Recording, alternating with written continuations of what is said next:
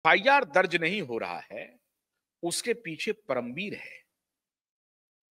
परमवीर को पता है कि अगर एफआईआर दर्ज हो गया तो इन्वेस्टिगेशन करना जरूरी होगा, और अगर करना करना जरूरी होगा तो इन्वेस्टिगेशन में तो कुछ ना कुछ निकलेगा ही निकलेगा, निकलना ही है, सामने में है सब कुछ। इन्वेस्टिगेशन होगा तो सबसे पहला काम होगा कि अब तो मीडिया के ग्लेयर में है सारी बातें, वकील साहब हैं इतने बड़े बड़े खड़े हुए मैदान में, तो सबसे पहला काम क्या होगा? सबसे पहला काम होगा कि सीधा कहा जाएगा कि सीन रिक्रिएट करो, और जिस दिन ये सीन रिक्रिएट होगा उसी दिन परमवीर सिंह पकड़ा जाएगा।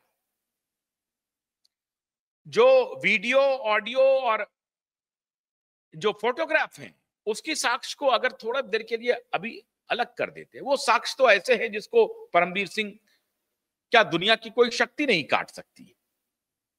लेकिन जिस दिन एफआईआर दर्ज हुआ, इन्वेस्टिगेशन शुरू होगा, और इन्वेस्टिगेशन की पहली कड़ी जो डिमांड में है, एक तो कस्टोडियल इंक्वायरी की है कि कस्टडी में लेकर के इंक्वायरी होगी, लेकिन सबसे बड़ी बात यह है कि जो पहली कड़ी है वो कड़ी क्या होगी?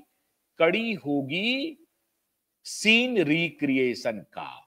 और फिर दुनिया की कोई शक्ति दिशा सालियान के हाइट वेट के किसी भी पुतले को बना करके जब ऊपर से नीचे फेंकेगा तो पता चलेगा कि वो कहां जाएगा। ये पुलिस को मालूम है, ये सबको मालूम है।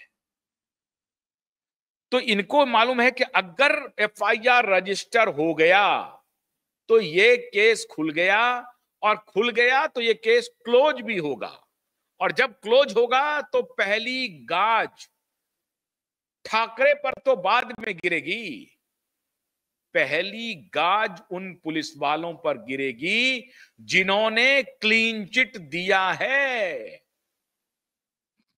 जिन्होंने कहा है कि ये सुसाइड है, और इसमें 10-11 पुलिस वाले हैं।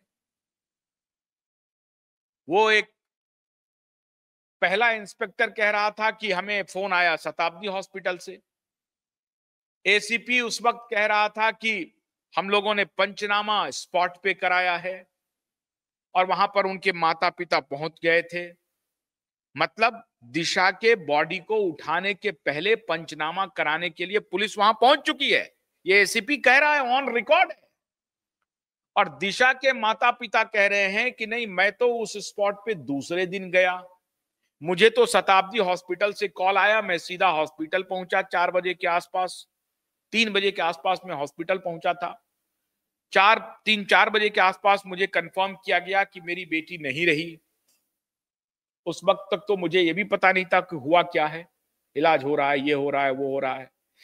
दिशा के पिता अपनी बेटी को देखने के लिए पूरी कोशिश किया, इन पुलिस वालों ने इन्हें नहीं दिखाया। पुलिस वालों ने गुमराह किया और कहा कि अरे देखने लायक नहीं है बॉडी, उतना ऊपर से गिरी है, आप देख नहीं पाओगे। और जब हमने फोटोग्राफ दिखाया तो वो बॉडी ऊपर से गिरी ही नहीं है। तो इतना बड़ा कवर अप है, बेशर्म है। मुंबई पुलिस के वो सारे अधिकारी जो बेशर्मी की पराकाष्ठा है मित्रों, उनकी सारी बेशर्मी खुलेगी अभी। लेकिन मीडिया के कुछ दलाल ठाकरे के बारे में छाप, और मैं बता रहा हूं, जिस समूह के बारे में कहा गया कि वो उलूल जुलूल खबरें छापता है डिस्टॉर्ट करके, उनके मालिकों के बारे में खबर है, बहुत बड़े वुमनाइजर हैं। मैं नाम नहीं ले रहा हूं, बहुत बड़े वुमनाइजर हैं और परमवीर सिंह के शागिर्द हैं। परमवीर सिंह के शागिर्द हैं।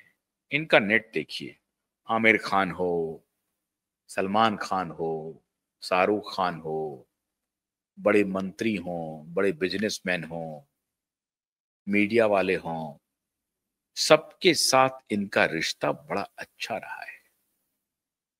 तो वो जो वुमनाइजर है ना मीडिया वाले, वो सब परमवीर के दोस्त हैं।